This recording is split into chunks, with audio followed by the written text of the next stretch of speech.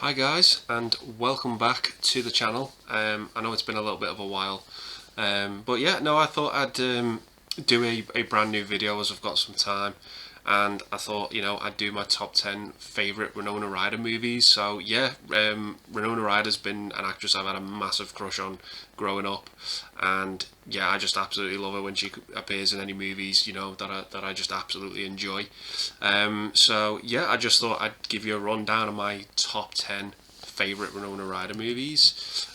So yeah, that being said, there's a few honourable mentions for me that I just want to give a shout out to, just in case anyone watching this would have these movies in their lists. Let me know down below in the comments your favourite movies with Winona Ryder. So yeah, just reeling them off.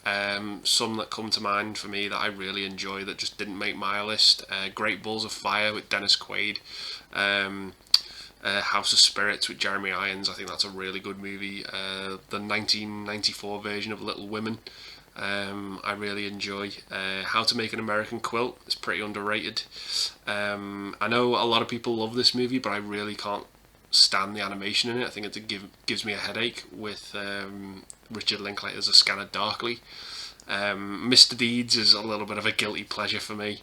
I do like that movie, and one of her earlier movies, Welcome Home, Roxy Carmichael. That's a movie I actually really enjoy, despite its really depressing ending. But yeah, I do enjoy that movie for what it is.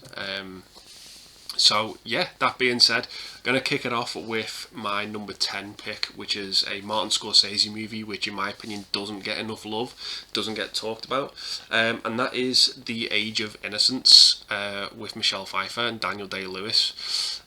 This is a great period drama for me that I just really like, and it really sort of goes against type for Martin Scorsese in his movies, because I think he's obviously more associated with the gangster genre. But yeah, this is a really sort of good movie to sort of break away from that mold. And Winona Ryder's great in it. She sort of plays this woman who's sort of betrothed to be married to Daniel Day-Lewis's character, but he's in love with Michelle Pfeiffer. And yeah, it's just everything you'd sort of expect from a costume period drama, but I really enjoy it, and a bit of a surprise from Scorsese as he's the director of this movie. So yeah, that's why it's my number 10 pick. That is The Age of Innocence. So coming in at number 9 for me is a movie that sort of came out in the late 90s, and it was sort of supposed to put Winona Ryder's career back on track, but this movie inevitably sort of kick-started the career of Angelina Jolie, and that is Girl Interrupted. I have a really good time with this movie. It's sort of like a female version of One Flew Over the Cuckoo's Nest for me. I know that often get those two movies often get compared. But yeah, no, again, it's another movie I enjoy despite its dark subject matter. I think this is probably one of the better movies where Winona Ryder has displayed her acting abilities, for me. But I really do enjoy it. But unfortunately, Angelina Jolie steals the show in this movie, and she really does take the limelight in this movie. But that's not to say Winona Ryder isn't good. Like I said, it is a great movie that sort of displays her talents. But yeah, Angelina Jolie's the star of this movie. But I still really appreciate this movie for what it is, and I do have a good time with it. So that is my number 9 pick, Girl Interrupted. It's coming in at number 8 for me is an early 90s movie directed by Ben Stiller. He's also in this movie as well. That is Reality Bites. At the time of filming this, I actually watched this movie yesterday, and it's very 90s. This movie, it really is. All the sort of the tropes, the cliches, they're all represented in this movie. If you want a movie that sort of captures everything about the 90s, I think this is the perfect time capsule, this movie. But having said that, I do still really enjoy it. I think it's got a great soundtrack. I think it's got a great cast. Janine Garofalo, Ben Stiller, Steve Zahn, Ethan Hawke, to name but a few. But I just still really enjoy it, and I just have an absolute blast with it. And I think Ben Stiller is actually a really underrated director, in my opinion. Obviously directing The Cable Guy. I know not a lot of people love that movie, but it's one of my favourites. and this stands right by it for me. I just think it's fantastic, and I just really love this movie. It's sort of about these group of friends who've just graduated from college, and it's sort of about, well, what's next in life, and that is pretty much the movie, in a nutshell, to be honest. But I do still enjoy the characters in it. I do think it is a great film, despite how dated I might find it. But I do still really enjoy it. So yeah, that is my number 8 pick, Reality Bites. It's coming in at number 7 for me is a movie directed by Jim Jarmusch in the early 90s. I hope I'm pronouncing that right. And that is Night on Earth. This is a movie that doesn't really get talked about a whole lot. It's sort of an anthology movie, to best describe this movie. The premise is very simple. It follows 5 different cab rides that take place at the exact same time at 5 different locations around the world. And Winona Ryder is only in the first segment of this movie, the first story. But I do think this is a cracking little film that just doesn't get talked about enough. And I do enjoy it. I can't really go into it because there isn't really much of a plot to this movie. It's just 5 cab rides and the interaction between the driver and the passenger. But it is a wonderfully made movie, in my opinion. I just enjoy it a lot.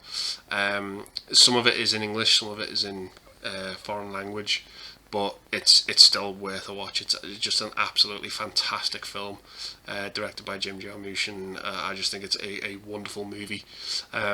So yeah, that is my next pick, Night on Earth.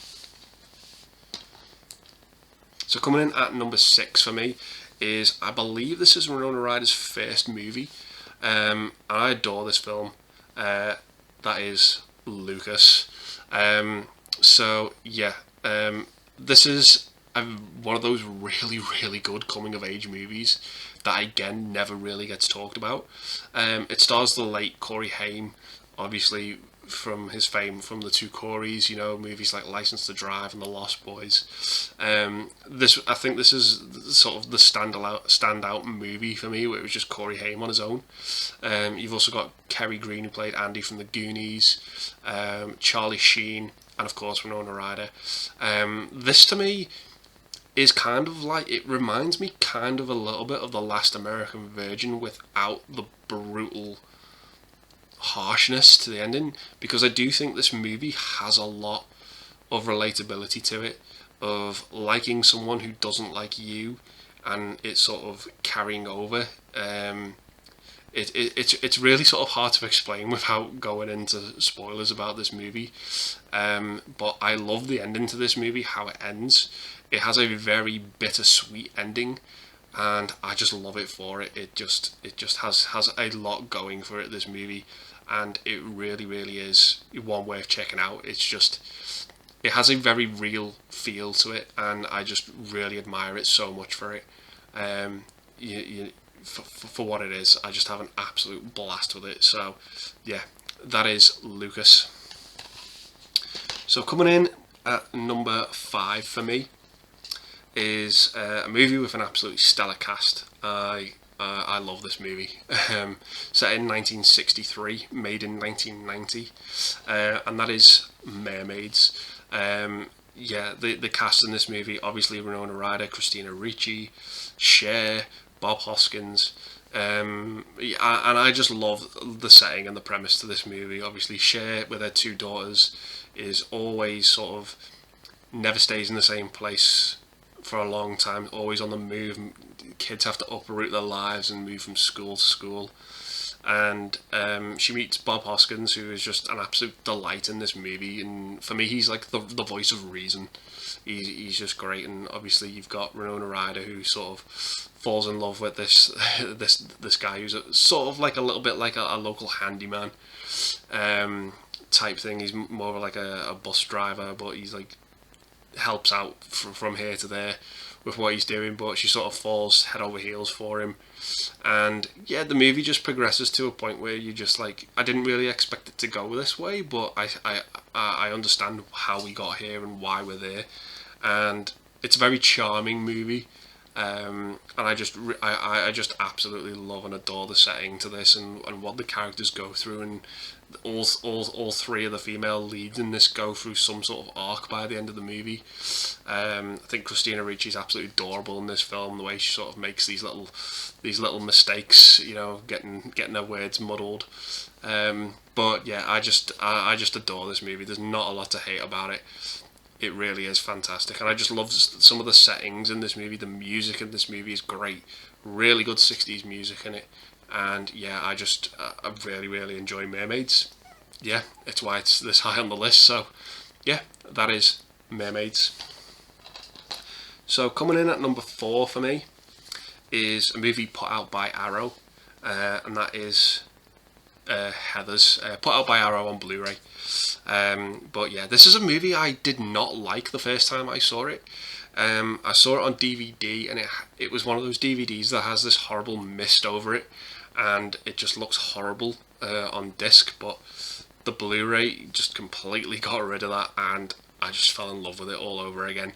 I think Winona Ryder's character Veronica has great chemistry with Christian Slater in this movie. And it's sort of about the high school cliques. There's a group of girls all called Heather, and they're the most popular kids at this school. And they're just really sort of bitchy group, shall I say, and the kind of group that I absolutely despise. But I just love them in this movie because of the way this movie goes, and it takes this sort of dark, twisted route, especially with the Heather characters, the jocks in this movie. It really is a sort of an adolescent's fantasy, this film, and I just love it for it. I love the ending. I love Winona Ryder in it. I think she's absolutely great as Veronica. I know her agent strongly advised her not to be in this movie, but I'm glad she ignored that advice because she is great in this film, and I just absolutely adore Heathers. So yeah, that's why it's my number 4 pick. So yeah, that is Heathers.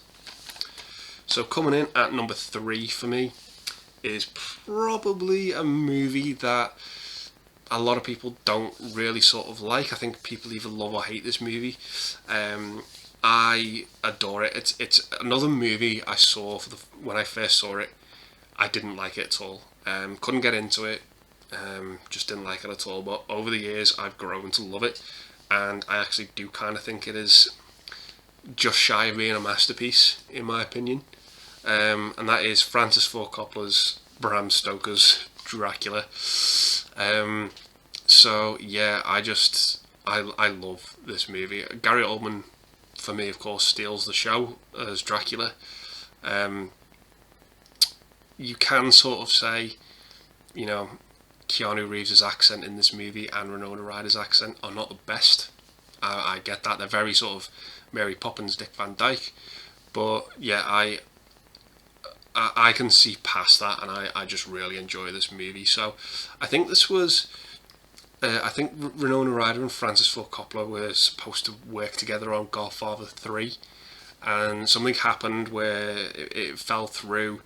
The character Winona Ryder was supposed to play ended up being played by Coppola's daughter, Sofia Coppola, and apparently there was a bit of toxic a toxic environment between the two of them that I think the press sort of really were trying to put forward in the public eye, and that just wasn't the case, I believe. So to try and make up for that, they paired up to make this movie, and I love it. I just absolutely adore this movie. It's phenomenal in my opinion. Yeah, I just have an absolute blast with it. I think the cast is great. As I said, Gary Oldman as Dracula. The story is phenomenal, in my opinion. I just love this whole love story, shall I say, that just went horribly wrong at the beginning. Turned Dracula to sort of renounce God, and he's, as he says in the movie, he's travelled oceans of time to try and find, his wife in the form of Mina. And I don't really want to say anything else about the movie, but I'm just fascinated by love stories like that just sort of have a persistent love's very persistent in this movie, and I just love the fact that against all the odds, Dracula is sort of comes it, and it's a phenomenal movie. I just love it, and I don't want to ramble on about it too much, but it's fantastic. I adore it, and I can watch it over and over again and find something new in this movie. There's one scene in particular that I do find a little bit upsetting, and I think people who've seen the movie know which scene that is. But yeah, it's such a fantastic movie, and I just absolutely love and adore it. So yeah, that is Dracula. So coming in at number 2 for me, both my number 2 and number 1 picks are made by the same director. So yeah, coming in at number 2 for me is Tim Burton's Beetlejuice. I've got the 4K here. This movie looks absolutely stunning on 4K. If anyone's got 4K and hasn't picked this movie up, please do. It's an absolute delight. It's one of the best 4Ks I've seen. I've not seen many, but this one was a true standout to me. What can I say about this movie that hasn't already been said? I just adore it. It's a 10 out of 10 movie for me. It ticks every box for me. I just enjoy it. Now, the only thing I'd say about it is it didn't win me over the first time I saw it. I didn't recognise Michael Keaton in this movie at all. I think under the heavy makeup, I didn't like the fact that he wasn't in the movie very long. But as I've gotten older, I've just loved this movie. I've always rewatched it through the years. I'll probably watch this movie a couple of times a year, if that.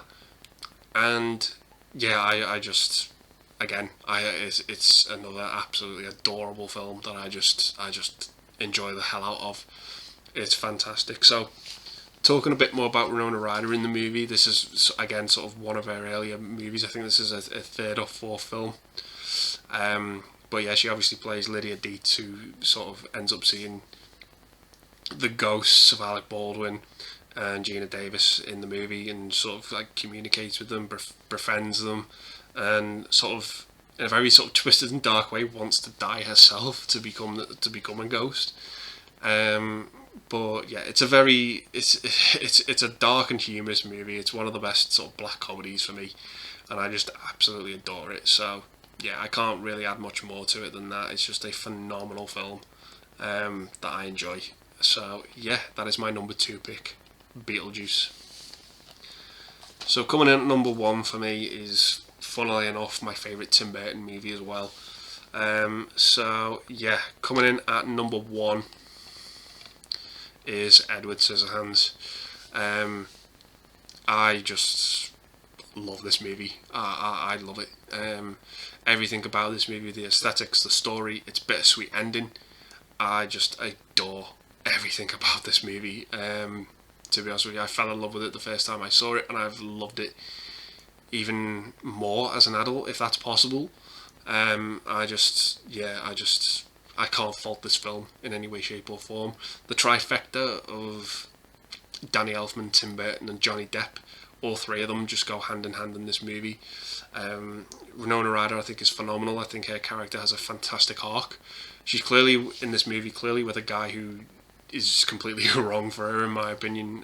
He's just a bad egg in this movie, and I'm just so glad that her character goes through this arc of seeing Edward for what he truly is, and what he, the way he sort of loves her, and the way he sort of tells her why he did what he did for her, as bad as it was in the movie. And yeah, I just enjoy it so much, and I love movies that don't have a straight up happy ending. I like movies to have a sort of bittersweet ending. I even like movies to have a sad ending, or an ending that doesn't, for characters you root for and they don't really get the ending they want, because I love movies that have a pair of balls on them, have sort of the guts to do that. But yeah, this movie for me is very, very bittersweet with its ending. I won't dare spoil it in case anyone hasn't seen it, but yeah, it's a movie I have a lot of admiration for, and it's truly is one of the best masterpieces for me. I don't use that word very often, but this movie really fits the bill in my opinion. and yeah, I just have a fantastic time with it. So yeah, that is my number one Winona Ryder movie, Edward Scissorhands. Phenomenal. So yeah, those are my top 10 favourite Winona Ryder movies. So yeah, let me know some of yours down below in the comments, and I'll leave the video there for now, guys. So yeah, hopefully I'll see you in the next one. Bye for now.